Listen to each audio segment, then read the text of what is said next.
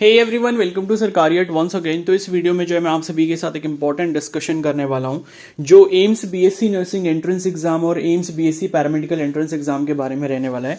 वैसे तो देखो ये सभी बीएससी नर्सिंग के एंट्रेंस एग्जाम पर लागू होगा, लेकिन बट फिर भी मैं जो हूं अभी एम्स को टारगेट करके चल रहा हूं इस वीडियो में कि अगर आप एम्स बीएससी नर्सिंग या फिर बीएससी पैरामेडिकल की प्रिपरेशन कर रहे हो तो अगर आपने अभी तक कुछ ज्यादा नहीं पढ़ा है तो उस केस में जैसे कैंडिडेट्स ये पूछ रहे थे कि कौन से इंपॉर्टेंट चैप्टर्स हैं जिन पर हमको फोकस करना चाहिए, खासकर फिजिक्स में, सो दैट कि बिकॉज आपको पता है कि बायो और केमिस्ट्री आप खुद से कर लेते हो एंड उसमें आपका ज्यादा इंटरेस्ट भी बना रहता है, बट फिजिक्स में आप अपना इंटरेस्ट नहीं बना पाते, फिजिक्स से आपको डर लगता है एंड आप ये सोचते हो कि भाई कौन सी ऐसी इंपॉर्टेंट चीजें जो हम कर लें सो दैट कि एक सेटिस्फैक्ट्री स्कोर हमें जो है मिल पाए। बिकॉज आपको ये पता होना चाहिए कि चाहे एम्स बीएससी नर्सिंग का एंट्रेंस एग्जाम हो या बीएससी पैरामेडिकल एंट्रेंस एग्जाम हो, बिना फिजिक्स के आपका सिलेक्शन नहीं होने वाला।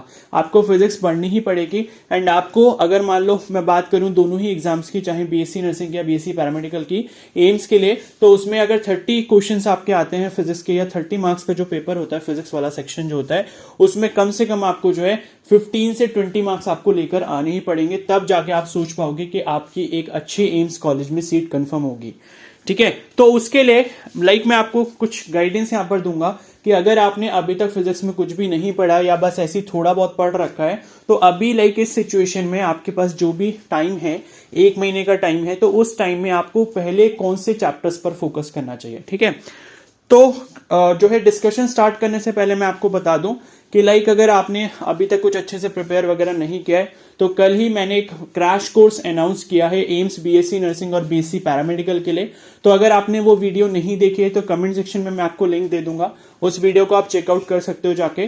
तो उसका जो प्राइस है क्रैश कोर्स का वो 30 डेज के लिए ₹699 है। तो अगर आपने अभी कुछ भी प्रिपरेशन नहीं करा तो आप उस वीडियो को चेक कर लो एक बार, मे बी वो आपको हेल्प करे, मे बी आपको जो है प्रिपरेशन में उससे काफी ज्यादा हेल्प मिल जाए। ठीक है, तो जाकर आप चेक कर लेना, कमेंट सेक्शन में उस वीडियो का आपको लिंक मिल जाएगा।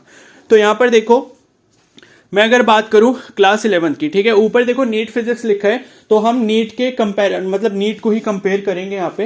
बिकॉज देखो जो चैप्टर्स जो यूनिट्स नीट के लिए इंपॉर्टेंट है वही आपके बाकी अदर एग्जाम्स के लिए भी इंपॉर्टेंट होंगे। जैसे अगर हम बात करें जेई मेंस के लिए, ठीक है, या फिर अगर हम बात करें सीयूईटी के लिए, या फिर हम बात करें एम्स के नर्सिंग पैरामेडिकल के लिए, या फिर अगर हम बात करें किसी भी स्टेट के बीएससी नर्सिंग या फिर बीएससी पैरामेडिकल एंट्रेंस एग्जाम के, बिकॉज वो चैप्टर की इंपॉर्टेंस जो है वो सारे एग्जाम में लगभग एक जैसी होती है। अब ऐसा नहीं होगा कि नीट में जो चैप्टर सबसे कम इंपॉर्टेंट रहता है वो किसी और एग्जाम में बहुत ज्यादा पूछ लिया जाए। तो ये है कि सभी जितने भी एंट्रेंस एग्जाम होते हैं आपके, जिनमें सिलेबस जब सबका जैसे एक जैसा रहता है, जिसमें आपकी 11th 12th की फिजिक्स आनी है, तो वहां पर जितने भी इंपॉर्टेंट टॉपिक्स हैं, इंपॉर्टेंट चैप्टर्स हैं, इंपॉर्टेंट यूनिट्स हैं, वो सभी जगह एक जैसी इंपॉर्टेंस दिखाएगी। तो इसीलिए ये नीट का पैटर्न ही हम यहां पर फॉलो करने वाले हैं, जो कि एम्स में भी आप यूज कर सकते हो। ठीक है, तो देखो यहां पर क्या है, अगर मैं बात करूं क्लास 11th की फिजिक्स की, ठीक है, तो इसमें आप देख सकते हो जो ये परसेंटेज करके लिखा है, परसेंटेज का मतलब ये है कि प्रीवियस ईयर में जो क्वेश्चंस पूछे गए हैं वो इन चैप्टर्स या फिर इन यूनिट से सबसे ज्यादा पूछे गए हैं एज पर उनकी परसेंटेज। ठीक है, तो यहां पर आपको सबसे ज्यादा परसेंटेज जैसे 11th में आप देख सकते हो मेजरमेंट वाला जो चैप्टर है, जो आपका फर्स्ट चैप्टर है यूनिट्स एंड मेजरमेंट, वो 20% दिखाया है। अब नीट में भी देखोगे तो 1 से 2 क्वेश्चन आपको आराम से यूनिट्स एंड मेजरमेंट वाले चैप्टर में से मिल जाते हैं। तो टोटल जो आपके 45 क्वेश्चन रहते हैं फिजिक्स के, उसमें से आपको 1 से 2 क्वेश्चन मिल रहे हैं, तो काफी अच्छी बात है, क्योंकि छोटा सा चैप्टर है। उसमें करना क्या है, आपको डायमेंशनल फॉर्मूला आपको निकालना आना चाहिए, यूनिट्स आपको यूज करनी आनी चाहिए, यूनिट्स को कन्वर्ट करना आना चाहिए, सिग्निफिकेंट फिगर्स के बारे में आपको पता होना चाहिए। वैसे तो वहां पर कुछ मेजरिंग इंस्ट्रूमेंट्स भी हैं, बट वो आपको नहीं पढ़ने, जैसे वर्नियर कैलिपर हो गया, ठीक है, ये सब आप मत पढ़ना, बस यूनिट्स के बारे में अच्छे से पढ़ लेना कि यूनिट को कन्वर्ट कैसे करना होता है, डायमेंशनल फॉर्मूला कैसे बनाते हैं, ये सब अगर आप 2-4 टॉपिक पढ़ लेते हो तो ये यूनिट आप आराम से कर सकते हो। तो पहली यूनिट तो आपको ये अच्छे से कर लेनी है एक बार। ठीक है, सिग्निफिकेंट फिगर्स को भी एक बार सही से पढ़ लेना, उसके 6-7 रूल्स हैं, उनको लगा के आप सिग्निफिकेंट फिगर्स फाइंड आउट कर सकते हो। उसके बाद हम बात करते हैं उसके बाद जो नेक्स्ट अपना सेक्शन वो है properties of solid and fluid. ठीक है, तो ये जो आपको दिख रहा है जो कि लगभग इसमें भी 20% है पिछले साल के अकॉर्डिंग। अगर हम देखें पिछले सालों में 7-8 साल 10 साल में जो ट्रेंड चलता हुआ आ रहा है, तो प्रॉपर्टीज ऑफ सॉलिड यानी कि जो आपका वो वाला चैप्टर हो गया ना, जो प्रॉपर्टीज ऑफ सॉलिड वाला है, मतलब जिसमें स्ट्रेस स्ट्रेन ये सब दिया हुआ है। ठीक है। तो मैकेनिकल प्रॉपर्टीज ऑफ सॉलिड्स करके जो चैप्टर है, छोटा सा चैप्टर है, इजी सा चैप्टर है, उस चैप्टर को आप जरूर कर ले, वहां से भी आपको एक क्वेश्चन देखने को मिल सकता है, क्योंकि 30 क्वेश्चन आ रहे हैं तो सब चैप्टर्स में से आपको एक एक दो दो या तीन तीन क्वेश्चन ही मिलेंगे मैक्सिमम, उससे ज्यादा नहीं मिलेंगे, ठीक है। तो प्रॉपर्टीज ऑफ सॉलिड कर लो, छोटा चैप्टर है, वो आसान चैप्टर है, कुछ भी नहीं है उसमें। स्ट्रेस क्या होता है, स्ट्रेन क्या होता है, वॉल्यूमेट्रिक स्ट्रेस क्या होता है, ठीक है, और लीनियर स्ट्रेस क्या होता है, और ठीक है ये सब चीजें हैं। टेंजेंशियल स्ट्रेस क्या होता है, हुक्स लॉ क्या होता है, ये सब चीजें आपको पढ़नी है। उसके बाद प्रॉपर्टीज ऑफ फ्लूइड भी इजी चैप्टर है, कुछ इतना टफ नहीं है उसमें। बर्नौलीज प्रिंसिपल हो गया, उसके अलग अलग टाइप के क्वेश्चंस आपसे पूछे जा सकते हैं, ठीक है। बाकी प्रेशर क्या होता है, फोर्स क्या होता है, थ्रस्ट क्या होता है, ये सारी चीजें उसमें दी हुई है। तो इजी चैप्टर है, उसमें जो भी बेसिक बेसिक कॉन्सेप्ट है, बेसिक बेसिक फॉर्मूला है, वो आप जरूर कर लो, ठीक है। उसके बाद देखो ओवरऑल मैं बताऊं तो नेक्स्ट जो अपना इंपॉर्टेंट टॉपिक है वो है आपका kinetic theory of gases and thermodynamics.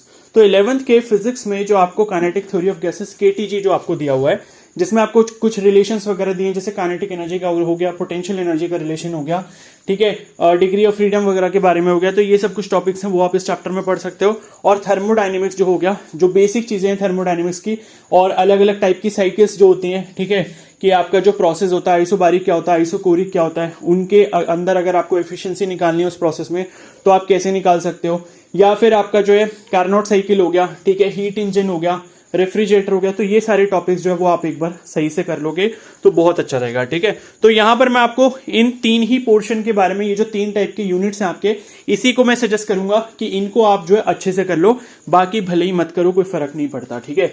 बाकी अगर क्वेश्चंस आएंगे भी तो ठीक है, लेकिन पहले इनको आप कर लो। तो एक तो यूनिट्स एंड मेजरमेंट वाला चैप्टर हो गया, इजी चैप्टर है, 2 से 3 घंटे भी लेकर इसको पढ़ोगे आराम से हो जाएगा। उसके बाद सॉलिड्स वाला जो चैप्टर है, मैकेनिकल प्रॉपर्टीज ऑफ सॉलिड, ये भी मुश्किल से 1 से 1.5 घंटे का चैप्टर है। इसका कोई भी चाहो तो वन शॉट वीडियो अगर आप देख सकते हो, उसके नोट्स बना सकते हो, 10, 15, 20 न्यूमेरिकल आप सॉल्व कर सकते हो, इसका चैप्टर आपसे आराम से हो जाएगा। उसके बाद प्रॉपर्टीज ऑफ फ्लूइड्स जो वो थोड़ा सा बड़ा चैप्टर है, क्योंकि इसमें विस्कोसिटी भी है, फिर बर्नौलीज प्रिंसिपल है, वो थोड़ा सा बड़ा है, तो जितना आपसे हो पाए आप उसमें उतना कर सकते हो। काइनेटिक थ्योरी ऑफ गैसेस और थर्मोडायनेमिक्स ये भी कर लेना, ठीक है। तो ये कुछ चैप्टर्स हैं गिने चुने जो आपको सबसे पहले आपको प्रायोरिटी देनी है, ठीक है। अब उसके बाद आते हैं 12th के सिलेबस के ऊपर। तो 12th में आप देखोगे, देखो आपको 3 में आपको सबसे इंपॉर्टेंट चीजें बताता हूं। पहली चीज तो आपको करंट इलेक्ट्रिसिटी वाला चैप्टर करना है। देखो करंट इलेक्ट्रिसिटी छोटा चैप्टर है, बहुत ज्यादा कोई बड़ा चैप्टर नहीं है, ठीक है। करंट इलेक्ट्रिसिटी में आप देखोगे क्या क्या चीजें दे रखी है, करंट वगैरह के रिलेशन है, ठीक है, और उसमें आपका ड्रिफ्ट वेलोसिटी हो गया, उसके रिलेशन आपको दिए हैं, और उसके बाद रिलैक्सेशन टाइम के साथ क्या रिलेशन होता है, इस टाइप के आपको रिलेशन दिए हैं। करंट डेंसिटी क्या होता है, ये सब चीजें आपको पढ़नी है उसमें। और उसके बाद जो आपके रेजिस्टर के कॉम्बिनेशन हो गए, रेजिस्टर सीरीज में दिया है, पैरेलल में दिया है, उनके सर्किट्स के कॉम्बिनेशन आप कैसे सॉल्व कर सकते हो, ये सब दिया हुआ है उसमें। पोटेंशियोमीटर हो गया, व्हीटस्टोन ब्रिज हो गया, ये सारी चीजें दी हैं।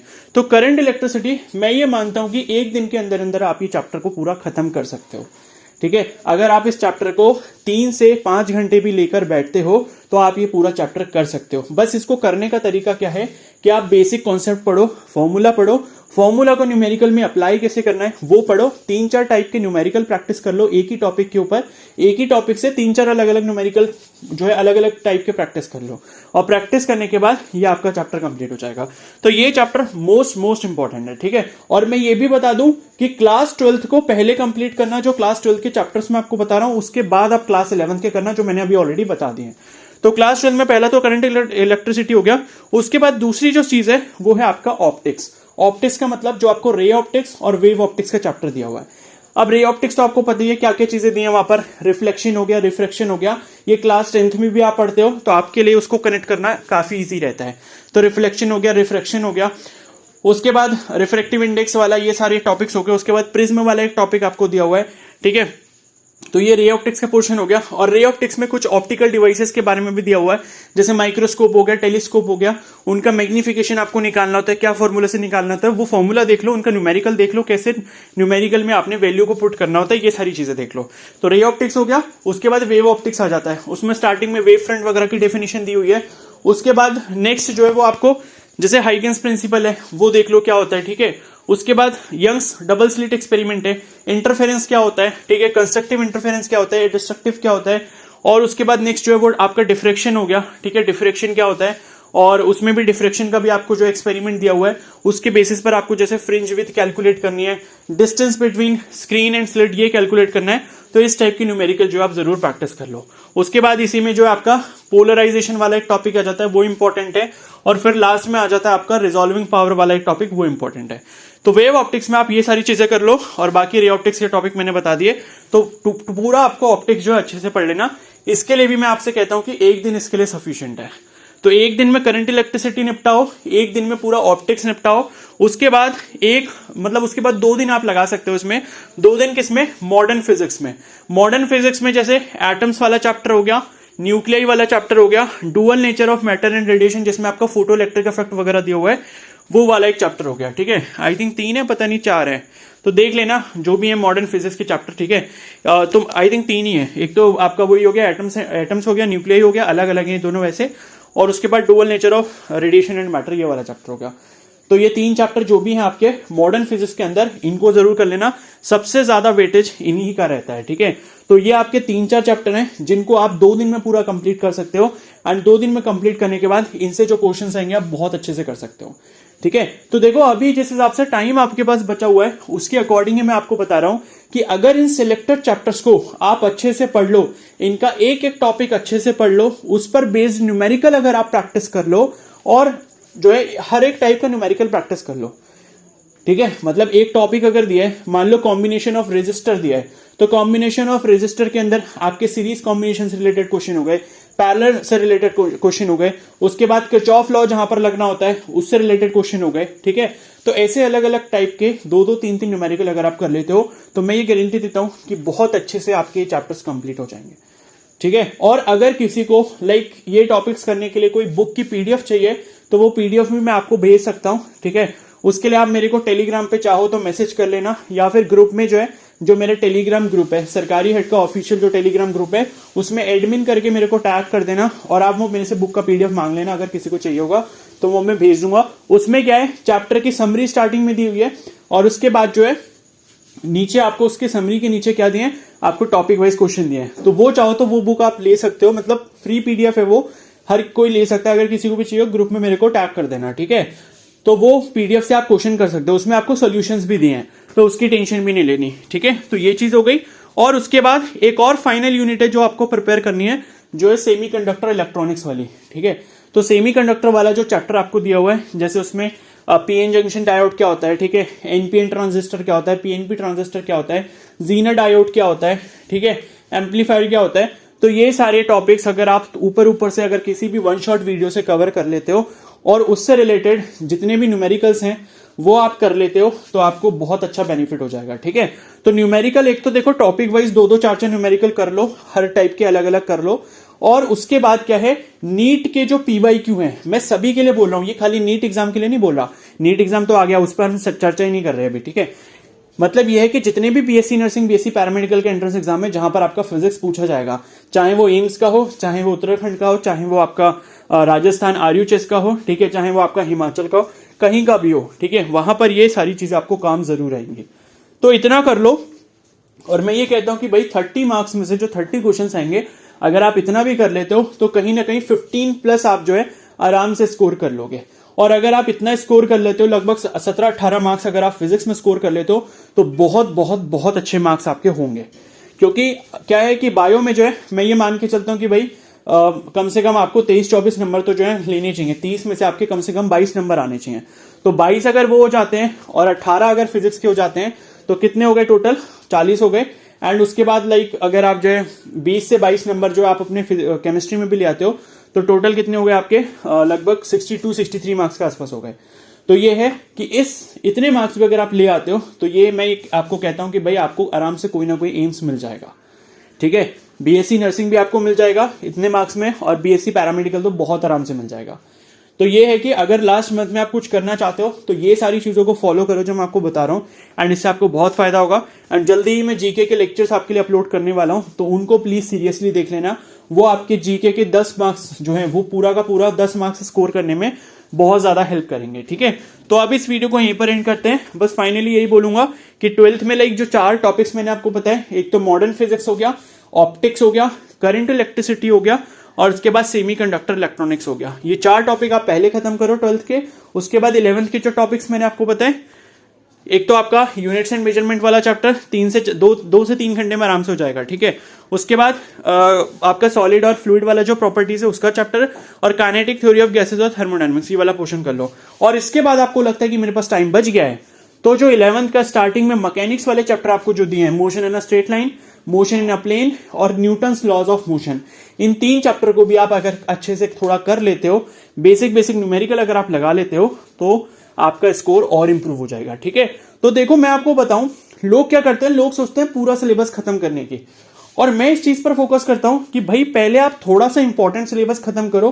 फिर क्या होगा ना, जब आप थोड़ा सा इंपॉर्टेंट सिलेबस आप खत्म कर लोगे, आपको लगेगा कि भाई इतना जो है मैंने बहुत कम टाइम में कंप्लीट कर लिया। और अगर आप उस चीज को कम टाइम में कंप्लीट कर लोगे तो आपका कॉन्फिडेंस बूस्ट हो जाता है। फिर आप क्या करते हो, फिर आप सोचते हो कि भाई मैंने इतना अगर कर लिया है तो थोड़ा सा मैं और कर लेता हूं तो मेरा स्कोर और बूस्टअप हो जाएगा। जैसे मैंने बोला कि भाई इतना पहले कर लो, उसके बाद मैकेनिक्स कर लेना, ठीक है। अब मान लो मैकेनिक्स भी आपने कर लिया, उसके बाद पता चला कि आपके पास 4-5 दिन और रह गए, तो आपने 1-2 चैप्टर्स और कंप्लीट कर लिए इंपॉर्टेंट वाले। तो इस तरीके से अपने स्ट्रैटेजी को बनाओ लास्ट के 1 मंथ में, और यही चीज अभी काम आएगी, ठीक है। तो हम क्या करते हैं, हम बस खाली सोचते रहते हैं कि भाई चैप्टर नंबर 1 से स्टार्ट करेंगे और पूरा 12th का 11th का सारा सिलेबस खत्म कर देंगे। अगर आप ऐसा सोचोगे इस टाइम पे तो आपका कुछ भी नहीं होगा, ठीक है। तो लाइक अभी जिसने भी ढंग से कुछ नहीं पढ़ा है, या जिसने पढ़ा भी है, तो लाइक उसका भी काफी ऐसा फ्लक्चुएशन जैसे है कि भाई मेरे को आता भी है और नहीं भी आता है, ऐसी अगर स्थिति है आपके साथ, ऐसी सिचुएशन है, तो आप इसी चीज को फॉलो करो। जो इंपॉर्टेंट चीजें मैंने आपको भी फिजिक्स में बताई है, ये पहले कर लो। उसके बाद जितना टाइम होगा आपके पास, उसके आप डेली के टारगेट बनाओ कि भाई अगले 2 दिन में या अगले 3 दिन में मेरे को मैकेनिक्स खत्म करनी है, ठीक है। उसके बाद भी अगर टाइम बचाता है तो फिर आप बोलो कि भाई अब कल को जो है मैं ग्रेविटेशन भी कंप्लीट कर लूंगा। तो इस तरीके से आप एक एक जंप करते जाओगे और आप अल्टीमेटली जो है बहुत अच्छा स्कोर गेन कर पाओगे, ठीक है। तो मैं ये बता दूं कि भाई अगर आप इसमें एस्टिमेटेड टाइम भी लेके चलो, जितने टॉपिक्स मैंने आपको अभी यहां पर बताए हैं, जैसे 12th का आप सिलेबस पहले करते हो, तो 12th में करंट इलेक्ट्रिसिटी 1 डे का टॉपिक है, 1 दिन में पूरा आप कर सकते हो, ठीक है। उसके बाद ऑप्टिक्स के लिए मैं कहता हूं चलो 2 दिन हो गए, टोटल कितने हो गए, 3 दिन। उसके बाद जो मॉडर्न फिजिक्स है उसके लिए मैं कहता हूं चलो 2 दिन हो गए, 2 दिन बहुत है, या 3 दिन भी लगा लो, तो 3 और 3 कितने हो गए, 6 दिन हो गए। उसके बाद सेमीकंडक्टर के लिए 1 दिन पूरा बहुत है, अगर आप चाहो तो 1 दिन आप पूरा लगा सकते हो, टोटल कितने हो गए, 7 दिन। और 7 दिन के बाद काइनेटिक थ्योरी ऑफ गैसेस और थर्मोडायनेमिक्स, इनके लिए अगर 2 दिन भी लगा रहे हो तो 9 दिन हो गए। और 9 दिन के बाद यूनिट्स एंड मेजरमेंट, ये तो 1-2 घंटे का चैप्टर है, ठीक है। और इसके साथ साथ आप क्या पढ़ सकते हो, मैकेनिकल प्रॉपर्टीज ऑफ सॉलिड पढ़ सकते हो, तो टोटल 10 दिन हो गए। और फ्लूइड वाला जो चैप्टर है, चाहो इसके लिए एक पूरा दिन लगा लो, तो टोटल 11 दिन हो गए। तो मैं अगर 11 दिन कह रहा हूं, तो आपसे मैं एक्सपेक्ट करता हूं अगर आप बहुत स्लो भी इसको कर रहे हो, तो 15 दिन में अगर आप इतना सिलेबस कर लेते हो तो बहुत अच्छे से आप सारी चीजें कर पाओगे, ठीक है। लेकिन एक बात ये समझ लो, अगर मैंने 15 दिन का टाइम बोला है तो आपको खाली फिजिक्स ही नहीं करना है, आपको केमिस्ट्री और बायो भी पढ़ना है। ये तब की सिचुएशन में आपको बता रहा हूं जब फिजिक्स को आप डेली के 3 से 4 घंटे इस टाइम पर दोगे। अगर फिजिक्स में आप 3 से 4 घंटे डेली के देते हो और बाकी जो जितना टाइम है उसको केमिस्ट्री और बायो में डिवाइड करते हो, तो आप 15 दिन में इतनी फिजिक्स आराम से कर सकते हो। और बाकी बायो और केमिस्ट्री आप अपने अकॉर्डिंग देख लो, 4 घंटे पूरे दिन में से हटा दो, वो फिजिक्स के हो गए, और बाकी जितना टाइम बचा वो केमिस्ट्री और बायो को आपने डोनेट करना है, ठीक है। वो केमिस्ट्री और बायो में करना है, वो आपको देखना पड़ेगा आपको किस तरीके से उसको मैनेज करना है। तो इस तरीके से एक परफेक्ट आप जो है अराउंड, अगर एम्स बीएससी नर्सिंग की बात करूं तो 65 से 70 के बीच में आप आराम से स्कोर ला सकते हो अभी भी, ठीक है। और इसी तरीके से अगर मैं पैरामेडिकल की बात करूं तो उसमें भी आराम से 60+ स्कोर आप लेकर आ सकते हो, ठीक है। तो आई होप आपको सारी चीजें अच्छे से क्लियर हो गई होंगी। और बाकी अगर कोई 30 डेज का क्रैश कोर्स ज्वाइन करना चाहता है, ठीक है, तो टेलीग्राम पे मेरे को मैसेज कर लो, या फिर अगर आपको उसके बारे में कंप्लीट डिटेल चाहिए तो मैंने बता दिया, वीडियो का लिंक आपको कमेंट सेक्शन में मिल जाएगा, उसको जाकर एक बार चेकआउट कर लो। और उसका प्राइस 699 है। तो लाइक वो 30 डेज के लिए एक बूस्टअप है आपके लिए कि आप किस तरीके से 30 डेज में सारी चीजों को मैनेज कर सकते हो और एक अच्छा स्कोर ला सकते हो, ठीक है। तो अब इस वीडियो को यहीं पर एंड करते हैं। अगर ये वीडियो थोड़ी सी भी हेल्पफुल लगी हो तो प्लीज इसको जरूर लाइक कर देना, चैनल पर नए हो तो सब्सक्राइब कर लो एंड बेल आइकन को प्रेस कर लो। बाकी कोई फ्यूचर में अपडेट आएगा इसके बारे में तो मैं आपको इन्फॉर्म कर दूंगा। Okay, so thank you and have a nice day.